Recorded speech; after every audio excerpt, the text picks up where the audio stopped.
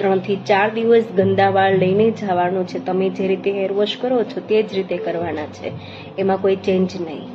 પણ hair wash કર્યા પછી સિરમ, અર્ગન, ઓઇલિંગ કશું પણ નથી કરવાનું.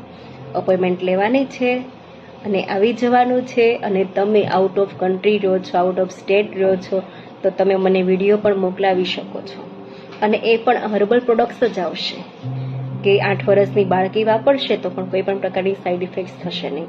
તેની અંદર સ્ટીરોઇડ, પેરાબિન, સલ્ફેટ એવા કોઈ પણ હાર્મફુલ કેમિકલ્સનો ઉપયોગ કરેલો નથી. એટલે તમારે કોઈ પણ જાતનું એવું પણ ટેન્શન નથી લેવાનું કે મને સાઈડ ઇફેક્ટ્સ થશે. નો સાઈડ ઇફેક્ટ્સ. તમારા હેર કેરમાં શું પ્રોબ્લેમ સોલ્યુશન કરશે? ડેન્ડ્રફ છે, ફંગલ્સ છે, એકદમ હેરફોલ છે, વચ્ચેથી વાળ તૂટી ગયા છે, નીચેના એન્ડ્સ ખરાબ થઈ ગયા છે, સન પ્રોટેક્શન નથી, એ ટોટલી બધા જ પ્રશ્નોનું સોલ્યુશન.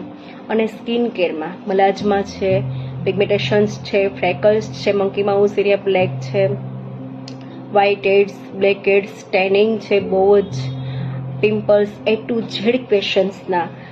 બટ અપોઇન્ટમેન્ટ લઈને આવવાનું છે. એટલે શું તમારે વેઇટિંગમાં બેસવું ન પડે.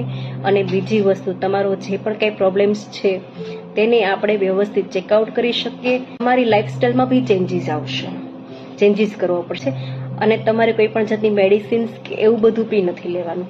તમે નોર્મલી એવી તમારી લાઈફ થોડીક ચેન્જ તમે કરશો. લાઈફસ્ટાઈલ્સ છે હું તમને અહીંયાથી પ્રોબ્લેમ્સ અકોર્ડિંગ બધું જ સમજાવી દઈશ. ઓકે, એટલે બંને વસ્તુ જઈશે એટલે તમારે શું થશે? 100% પ્રોબ્લેમનું સોલ્યુશન.